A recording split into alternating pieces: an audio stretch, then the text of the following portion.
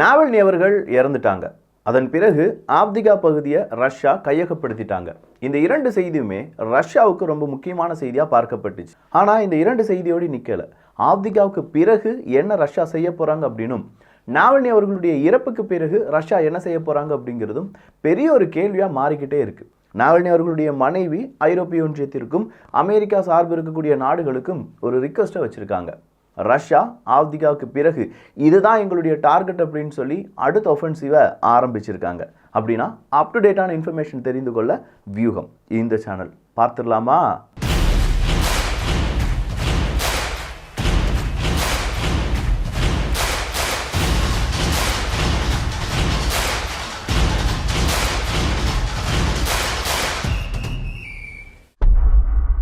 Europe யூனியன்ட்ட Navalny அவர்களுடைய மனைவி என்ன தெரியுமா கேட்டிருக்காங்க? நெக்ஸ்ட் மந்த் அப்படிங்கிறது ரஷ்யாவினுடைய எலெக்ஷன் நடக்க போகுது. ஸோ ரஷ்யாவினுடைய எலெக்ஷன் நடந்து அதில் ஏதாவது ரிசல்ட் வருது அப்படின்னா கண்டிப்பாக அதில் புட்டின் அவர்கள் தான் அதிபராக இருக்க போகிறார். அது வேற விஷயம். அப்படி அதிபராக அவர் தேர்ந்தெடுக்கப்பட்டார் என்றால் அந்த ஒரு எலெக்ஷன் ரிசல்ட்டை யாரும் ரெகக்னைஸ் பண்ண வேண்டாம். சோ கால்ட் ரஷ்யாவுக்கு யாரும் வாழ்த்துக்கள் தெரிவிக்கக்கூடாது. ஐரோப்பிய ஒன்றிய நாடுகள், அமெரிக்கா சார்பு இருக்கக்கூடிய நாடுகள், நாவல்னி அவர்கள் நினைத்தது இதுதான். அங்கே ஒரு ஆட்சி மாற்றம் இல்லாட்டி பெரிய அளவில் அங்கே புட்டின் அவர்களே இருந்து வருகிறார், அது வேண்டாம் அப்படின்னு சொல்லி அவர் நினைத்தார். எனவே அமையக்கூடிய அரசாங்கத்துக்கும் அங்கே இருக்கக்கூடிய அதிபருக்கும் நீங்கள் வாழ்த்து தெரிவிக்கக்கூடாது. அதுதான் நாவல்னி அவர்களுக்கு நீங்கள் செய்யக்கூடிய மிக முக்கியமான ஒரு கடமை அப்படின்னு சொல்லியிருக்காங்க. ஸோ ஐரோப்பிய ஒன்றியம் இந்த நாவல்னி அவர்களுடைய மனைவி அவங்களுடைய சொல்லை கேட்பார்களா இல்லையா அப்படிங்கிறதெல்லாம் பொறுத்திருந்து பார்க்கலாம். அதுக்கு முன்னாடி உங்களுக்கு என்ன தோணுது? நாவல்னி அவர்கள் இறந்ததற்கு ரஷ்யா தான் காரணம் அப்படின்னு சொல்லி குற்றம் சொல்லக்கூடிய மேற்குலக நாடுகள், புட்டின் அவர்களோ இல்லாட்டி அங்கே இருக்கக்கூடிய அரசு அதிகாரிகளோ அவர் இறந்தது அப்படிங்கிறதுல எங்களுடைய பங்கு இருக்கா இல்லையா அப்படிங்கிறத மேற்குலக நாடுகள் எப்படி தீர்மானிப்பாங்க? ஒரு நபருடைய இறப்பு அப்படிங்கிறதுல எவ்வளோ பெரிய அரசியலை அவங்க ப்ளே பண்ணிட்டு இருக்காங்க, அதற்கான விசாரணை நடந்து வருகிறது அப்படின்னு சொல்கிறாங்க. நாவல்னி அவர்களுடைய அம்மா என்ன சொல்கிறாங்கன்னா, கடைசியாக என்னுடைய பையனை பார்க்கறதுக்கு, அந்த உடம்பை பார்ப்பதற்கு மட்டும் எனக்கு அனுமதி தாங்க, அது இல்லாமல் அவனுக்கு ஒரு டெத் சென்ட்ரம் வந்ததாக சொல்கிறாங்க, அதுதான் அங்கே அவன் உயிரிழந்ததற்கு காரணமாக இருக்கும் அப்படின்னு சொல்லப்படுறாங்க. அதுக்கு முன்னாடியே நாவல்னி அவர்களுக்கு நிறைய முறை யாரோ பாய்சன், அதுவும் ரஷ்யாவினுடைய அதிபர் புட்டின் அவர்கள் அவங்களுடைய டீம் தான் உங்களுக்கு பாய்சன் கொடுத்துட்டாங்க அப்படின்னு சொல்லி ஜெர்மனி உட்பட பல நாடுகள் குற்றச்சாட்டை வைத்திருந்தார்கள். இது எல்லாத்துக்கும் ஒரு ரிசல்ட்டாக தான் நாவல்னி அவர்கள் இறந்ததும் அந்த இறப்புக்கு காரணம் புட்டின் அவர்கள் சொல்வதும், அப்படி புட்டின் அவர்களாக இருக்கும் பட்சத்தில் அவருடைய அடுத்த அதிபர் பதவி அப்படிங்கிறத யாரும் ரெகக்னைஸ் செய்யக்கூடாது அப்படிங்கிற ஒரு கோரிக்கையும் வந்திருக்கிறது. சரிப்பா, நாவல்னி அவர்கள் ஓகே, நாவல்னி அவர்களுடைய பிரதரையும் இப்போ ரஷ்யா என்ன செஞ்சுருக்காங்கன்னா வாண்டட் லிஸ்ட்டில் சேர்த்துருக்காங்க. நாவல்னி அவர்களுடைய பிரதர் இப்போ நாவல்னி அவர்களுக்கு ஆதரவாக அங்கே இருக்கக்கூடிய மக்களிடம் பேசுகிறார், இல்லை அங்கே ஒரு கூட்டத்தை கூட்டுகிறார் அப்படின்னு சொல்லி அவரை வாண்டட் லிஸ்ட்டை சேர்த்தது மட்டும் இல்லாமல் அவரை கண்காணிப்பதாகவும் செய்திகளை வெளியிட்டிருக்கிறார்கள். அடுத்ததாக ஸ்வீடன் தான். இந்த ஸ்வீடன் அப்படின்னு சொல்லும்போது ஃபின்லாண்டும் ஸ்வீடனும் நாட்டோக்குள்ள இணையிற மாதிரியான ஒரு பிளான் இருந்துச்சு பார்த்தீங்களா? அப்போ ஹங்கேரி அதை தடுத்தாங்க, துருக்கியும் அதை தடுத்தாங்க. துருக்கி ஓகே சொல்லிட்டாங்க. இப்போ ஹங்கேரி கூட ஸ்வீடன் பேச்சுவார்த்தை நடத்திட்டு இருக்காங்க. ஸோ இப்போ இந்த ஸ்வீடன் என்ன சொல்கிறாங்கன்னா, நாங்கள் உக்ரைனுக்கு தேவையான ஒரு 683 மில்லியன் அமெரிக்க டாலரை யாருக்கு கொடுக்க போகிறோம்ப்பா? உக்ரைனுக்கு கொடுக்க போகிறோம். ஏன்னா உக்ரைனுக்கு இந்த உதவி ரொம்ப முக்கியமான உதவியாக பார்க்கப்படுகிறது. அவங்களுக்கு இது தேவை, அவங்க ஆயுதம் வாங்குறதுக்காக என்ன செய்கிறோம், இந்த உதவியை நாங்கள் கொடுக்கிறோம் அப்படின்னு சொல்லி டைரக்டாகவே உக்ரைனுக்கு ஒரு 683 மில்லியன் அமெரிக்க டாலரை கொடுத்துருக்காங்க. அவங்க சொல்லியிருக்கிறது படி பார்த்தோம்னா, ஸ்டாண்ட் வித் உக்ரைன் எவ்வளோ நாள் எடுக்குதோ அவ்வளோ நாளும் ஸ்டாண்ட் வித் உக்ரைன் தான், இதுதான் எங்களுடைய லார்ஜஸ்ட் சப்போர்ட் பேக்கேஜ் அப்படின்னு சொல்லியிருக்காங்க. இதே மாதிரி இன்னும் நிறைய பணம் நாங்கள் டொனேஷன் வழியாகலாம் கிடைத்த பிறகு அதையும் உக்ரைனுக்கு கொடுக்கறதுக்கு தயாராக இருக்கும் அப்படின்னு சொல்லியிருக்காங்க ஸ்வீடன். ஸோ ஸ்வீடன் இப்படி செய்வதற்கு வேற காரணம் இல்லை அப்படின்னு சொல்லி நம்ம பார்த்தாலும் மறைமுக காரணம் இருக்குது. நாட்டோவினுடைய நட்பு நாடுகள், நாட்டோ நாடுகள் எல்லாருமே உக்ரைனுக்கு போதுமான அளவு உதவி செஞ்சுட்டாங்க. இதுக்கு மேலேயும் செய்கிறதுக்கு நாட்டோவினுடைய நட்பு நாடுகள்கிட்ட பணம் அப்படிங்கிறது இல்லை அங்கே எதிர்ப்புகள் அப்படிங்கிறது வர தொடங்கிருச்சு. நாங்கள்லாம் செஞ்சுட்டோம், நாட்டோக்குள்ளே இணையக்கூடிய ஸ்வீடன் என்ன செஞ்சீங்க அப்படிங்கிறது நாளைக்கு ஒரு பேசு பொருளாக வரக்கூடாது. நம்ம எல்லாம் சொல்லுவோம்ல, என்னப்பா நம்ம வீட்டுக்கு அவன் 500 ரூபா மொய் கொடுத்தான், சபையில் போய் நீ 1000 ரூபா மொய் வைக்க வேண்டாமா அப்படிங்கிற மாதிரி. அதே மாதிரி தான் நாங்கள்லாம் உதவி செஞ்சுட்டோம், நீயும் உன்னுடைய லார்ஜஸ்ட் உதவியை செய், சீக்கிரமாக என்ன செஞ்சிடலாம், நாட்டோக்குள்ளே நுழையும் போது இந்த மாதிரியான உதவிகள்லாம் நான் செஞ்சுட்டு தான்ப்பா நாட்டோக்குள்ளே வந்திருக்கேன் அப்படின்னு சொல்லி கெத்தா சொல்லிக்கலாம், என்ன சொல்கிறப்பா அப்படின்னு சொல்லி கேட்டிருக்காங்க. கேட்டது மட்டும் இல்லாமல் அதை கொடுக்கவும் செஞ்சுருக்காங்க ஸ்வீடன். அடுத்ததாக குரோக்கோவா அப்படிங்கிற ஒரு இடம் தான். இந்த குரோக்கோவா அப்படிங்கிற இடத்துல தான் இப்போ ரஷ்யாவினுடைய மிலிட்ரி ரொம்ப பெரிய அளவில் குவிக்கப்பட்டு வருகிறார்கள் என்கிற தகவல் வெளியிடப்பட்டிருக்கிறது. குரோக்கோவா மட்டும் கிடையாதுங்க, ஜாப்ரோசியாவில் நேற்று ரஷ்யாவினுடைய ராணுவம் அட்டாக் நடத்திட்டு இருக்காங்க அப்படின்னு சொன்னோம்ல, உக்ரைனுடைய ராணுவம் இன்னைக்கு என்ன ஒரு அப்டேட் கொடுத்துருக்காங்கன்னா, எஸ் ரஷ்யா அப்படி ஒரு அட்டாக் நடத்தினாங்க, அந்த அட்டாக்கை நாங்கள் கொஞ்சமாக தடுத்து இருக்கிறோம், இன்னும் பெரிய அளவில் நாங்கள் என்ன செய்ய போகிறோம், ரஷ்யாவினுடைய அட்டாக்கை தடுப்பதற்கான முயற்சிகளை ஈடுபட போகிறோம்னு சொல்லியிருக்காங்க. லீவ் அப்படிங்கிற பகுதியில் வாழக்கூடிய மக்கள் என்ன சொல்கிறாங்கன்னா, இது எங்களுடைய நிலம், எங்களுடைய தாய் நிலம், இதை விட்டுட்டு நாங்கள் எங்கே போகிறது, எங்கேயும் நாங்கள் போக மாட்டோம், எங்களுக்கு தேவையான ஆயுதங்களை தாங்க அப்படின்னு சொல்லி பிற நாடுகளிடம் ஆயுத கோரிக்கையை வச்சிருக்காங்க. எப்படி செலன்ஸ்கி அவர்கள் ஆயுத கோரிக்கை வைப்பாங்களோ அதே மாதிரியான கோரிக்கை தான் இந்த கோரிக்கையும். இதற்கு பிற நாடுகள் எப்படி அவங்களுடைய அறிவிப்பை கொடுக்க போகிறார்கள் அப்படிங்கிறதெல்லாம் பொறுத்திருந்து பார்க்கலாம். அடுத்ததா போலந்து தான்.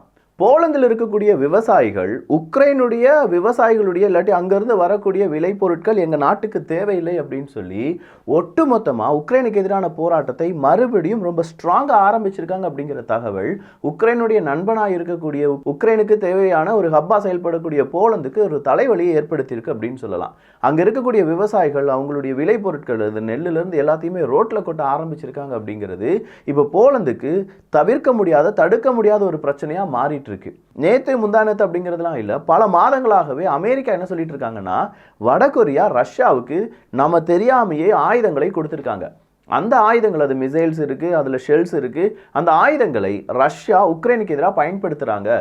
எனவே வடகொரியாவுக்கு எதிராக நம்ம ஸ்ட்ராங்கான நடவடிக்கையில் ஈடுபட வேண்டும் அப்படிங்கிறது தான். இது டிபி ட்ரூப்ஸ் நம்ம எல்லாருக்குமே தெரிஞ்ச விஷயம்தான். ஆனால் இந்த இடத்துல கவனிக்கப்பட வேண்டியது என்னென்னா, வடகொரியாவிலிருந்து வாங்கப்பட்டு ரஷ்யாவால் பயன்படுத்தப்பட்ட மிசைல்ஸ் அப்படிங்கிற மிசைல்ஸினுடைய சின்ன சின்ன ஸ்பேர் பார்ட்ஸ்லாம் இருக்குல்ல, அதெல்லாம் எங்கேருந்து தயாரிக்கப்பட்டிருக்கு அப்படின்னா அமெரிக்கா, ஐரோப்பிய ஒன்றியம், அமெரிக்காவினுடைய நட்பு நாடுகள் தான் அதிகமான ஸ்பேர் பார்ட்ஸ் தயாரிக்கப்பட்டிருப்பதாகவும், அதை வச்சு தான் வடகொரியா மிசைல்ஸ் ஷெல்ஸ் எல்லாம் தயாரிச்சிருக்காங்க, அதை வாங்கி தான் ரஷ்யா திருப்பி அடிச்சிருக்காங்க. அதை தான் நீங்கள் இப்போ என்ன செஞ்சு பார்த்துருக்கீங்க, ரிவர்ஸ் இன்ஜினியரிங் செஞ்சு பார்த்துருக்கீங்க என்கிற தகவல் வெளியாகி இருக்கிறது. அப்போ வடகொரியா இங்கே பிரச்சனைவாதியா, வடகொரியாவுக்கு கள்ளச்சந்தை வழியாக இந்த மாதிரியான ஸ்பேர் பார்ட்ஸ்லாம் விற்ற மேற்குலக நாடுகள் பிரச்சனைவாதிகளா, காசுக்காக நீங்கள் என்ன வேணாலும் செய்வீங்களாடா அப்படிங்கிற மாதிரி இருக்குது இந்த ஒரு செய்தி. அடுத்ததா ஆப்திகா பகுதியில் உக்ரைனுக்கு ஏற்பட்ட தோல்வி காரணமாக மிகப்பெரிய சப்ளை செயின் அப்படிங்கிறது பாதிக்கப்பட்டு இருப்பதாகவும், அங்கே இருக்கக்கூடிய இராணுவ வீரர்களுக்கு இதுக்கு மேலே அங்கே நிற்க முடியாத அளவுக்கு பல பிரச்சனைகள் வந்து கொண்டு இருப்பதாகவும், நிறைய பேர் வேட்டையாடப்படுகிறார்கள் அப்படிங்கிற தகவலும் வெளியாகி இருக்கிறது.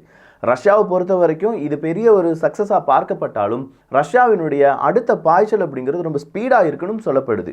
பென்டகனை பொறுத்த வரைக்கும் உக்ரைனுடைய ஆர்ம்டு ஃபோர்ஸஸ்க்கு தேவையான உதவிகள் என்னானாலும் அமெரிக்காவும் செய்ய வேண்டும், அதுவும் இந்த நேரம் உக்ரைனுக்கு தேவையான அதிக அளவு உதவிகளை நாம் கொடுக்க வேண்டும் அப்படிங்கிற ஒரு கோரிக்கை பென்டகன் சார்பாகவும் வெள்ளை மாளிகைக்கு அனுப்பப்பட்டிருக்கிறது. ஸோ இந்த இடத்துல உக்ரைன் தோல்வி அடைந்திருக்கிறார்கள், ரொம்ப பெரிய அளவில் அடைந்து கொண்டே இருக்கிறார்கள் அப்படிங்கிறத உறுதிப்படுத்துகிறது அமெரிக்கா. அப்படி உறுதிப்படுத்துறது மட்டும் இல்லாமல் அவங்களுக்கான உதவிகள் கிடைக்கவில்லை என்றால் கண்டிப்பாக உக்ரைனால் ஜெயிக்க முடியாது அப்படிங்கிறதையும் சொல்லியிருக்காங்க. ஸ்டார்லிங் அப்படிங்கிறத ரஷ்யாவினுடைய அதிபர் புட்டின் அவர்கள் இல்லாட்டி ரஷ்யாவினுடைய ராணுவம் பயன்படுத்தியதா இல்லையா அப்படிங்கிறது ஒரு பெரிய கன்ஃபியூஷனாக இருக்கும்போது ஸ்டார்லிங்கை வச்சு தான் உக்ரைனுடைய ட்ரூப்ஸ் எங்கெங்க நிற்கிறாங்க அப்படிங்கிறத ரஷ்யா கண்டுபிடிச்சிட்டாங்க அப்படிங்கிற ரூமரும் ரொம்ப பெரிய அளவில் பகிரப்பட்டு வருகிறது.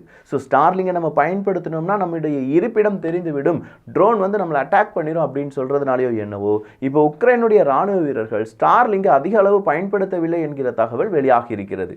ஸோ எலன் மஸ்க் அவர்கள் இரட்டை கேம் விளையாடுறாரா, அந்த பக்கம் ரஷ்யாவுக்கும் கொடுத்து இந்த பக்கம் உக்ரைனுக்கும் கொடுத்து, உக்ரைனுடைய இருப்பிடத்தை ரஷ்யாவுக்கும் கொடுத்து, ரஷ்யாவினுடைய இருப்பிடத்தை அப்படி இப்படின்னு சொல்லி ஏதோ ஒரு விளையாட்டை விளையாடுறாரா அப்படிங்கிற மாதிரியான கன்ஃபியூஷன் இருப்பதனால இப்போதைக்கு ஸ்டார்லிங்க் அப்படிங்கிறது உக்ரைனில் அதிக அளவு பயன்படுத்தப்படவில்லை என்கிற தகவலும் வெளியாகி இருக்கிறது.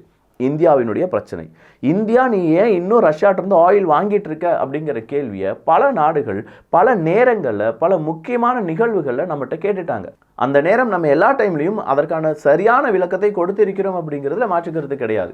ஆனால் இப்போ என்ன நடந்திருக்கு அப்படின்னு பார்த்தீங்கன்னா, ரஷ்யாட்டிருந்து வாங்கக்கூடிய ஆயில், அந்த ஆயிலிருந்து நம்ம தயாரிக்கக்கூடிய பலவிதமான பொருட்கள், கச்சா எண்ணெயிலிருந்து நிறைய பை ப்ராடக்ட்ஸ்லாம் இருக்குது. இந்த பை ப்ராடக்ட்ஸ்லாம் நம்ம எங்கே கொடுத்துட்டு இருந்தோம் அப்படின்னு பார்த்தீங்கன்னா ஐரோப்பிய ஒன்றியத்துக்கு கொடுத்துட்டு இருந்தோம். ஆனால் ஐரோப்பிய ஒன்றியமே இந்த மாதிரி இந்தியாவின் மீது பழிச்சுமை எல்லாமே வீசி விடும்போது இந்தியா என்ன செய்கிறாங்க, கொஞ்சமாக ஐரோப்பிய ஒன்றியத்துக்கான எக்ஸ்போர்ட்டை கம்மி பண்ணியிருக்காங்க. அதுவும் இந்த மாதிரியான பெட்ரோலியம் ப்ராடக்ட் அப்படிங்கிறத கம்மி பண்ணியிருக்காங்க.